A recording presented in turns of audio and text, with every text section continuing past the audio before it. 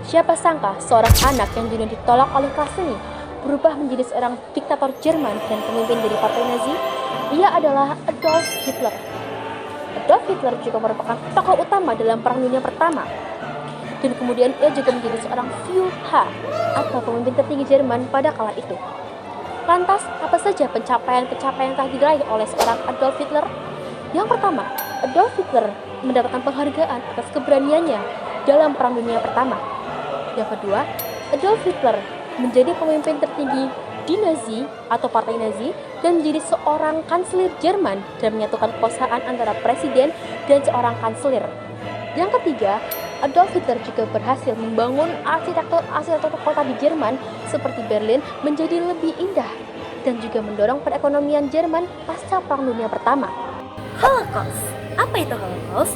Holocaust merupakan genosida sistematis oleh rezim Nazi Jerman yang menewaskan sekitar 6 juta orang Yahudi selama Perang Dunia Kedua. Selain Yahudi, korban lainnya termasuk Roma, penyandang disabilitas, homoseksual, dan kelompok politik yang ditentang oleh Nazi. Adapun latar belakang dari Holocaust, yang pertama, Nazi mengusung ideologi ras Arya superior. Lalu yang kedua, Yahudi dijadikan kambing hitam atas masalah Jerman. Lalu yang ketiga, kebijakan diskriminatif dimulai dari Undang-Undang Nuremberg 1935. Lalu adapun tahapan Holocaust, yang pertama, diskriminasi dan pengucilan. Lalu yang kedua, pemindahan ke ghetto. Lalu yang ketiga, pengiriman ke kamp konsentrasi dan kamp kematian. Lalu yang keempat, solusi akhir, yaitu program pemusnahan massal. Dan akhir dari Holocaust ini yaitu 1. Kamp dibebaskan oleh sekutu pada tahun 1945. Lalu yang kedua, kejahatan Nazi diadili di pengadilan Nuremberg. Dan yang ketiga, diperingati pada tanggal 27 Januari sebagai Hari Holocaust Internasional. Selanjutnya yaitu berdirinya Jerman Barat dan Jerman Timur. Setelah berakhirnya Perang Dunia II, Jerman ini kalah dan wilayahnya diduduki oleh 4 negara pemenang, yaitu ada negara Amerika Serikat, Inggris, Prancis, dan Uni Soviet. Lalu pada tahun 1948 terjadi perpecahan antar negara sekutu yang mengakibatkan Jerman ini terbagi menjadi 2 negara, yaitu ada negara Jerman Barat dan negara Jerman Timur. Yang pertama, negara Jerman Barat. Negara Jerman Barat ini didirikan pada tanggal 23 Mei 1949 yang beribu kota di Bonn. Wilayahnya diduduki oleh negara Amerika Serikat, Inggris, dan Prancis. Sistem pemerintahannya yaitu ada demokrasi liberal, dan tujuan didirikannya negara ini yaitu untuk menjadikan negara yang demokratis dan anti komunis.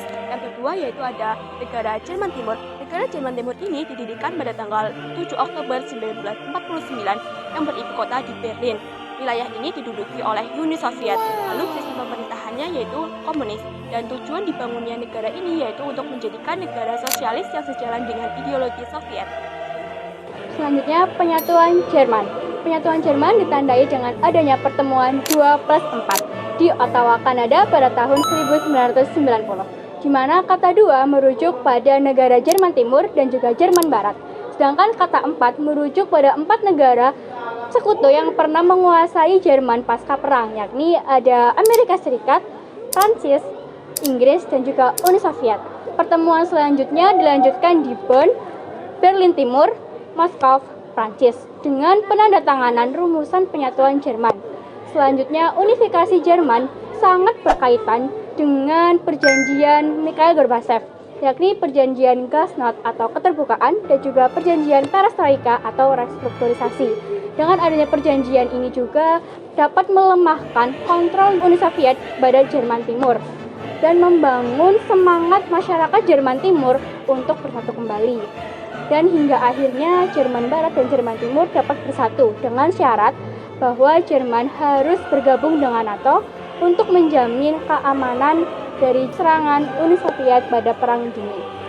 Nah, lalu yang terakhir ada beberapa masalah yang timbul dikarenakan bersatunya Jerman Barat dan Jerman Timur. Yang pertama, adanya kesenjangan ekonomi, di mana Jerman Timur jauh tertinggal dari Jerman Barat, terutama pada infrastruktur dan kesejahteraan sosial. Lalu yang kedua, adanya pengangguran yang tinggi, di mana banyak industri di wilayah timur yang mengalami gulung tikar karena tidak mampu bersaing. Lalu yang ketiga, biaya reunifikasi yang besar.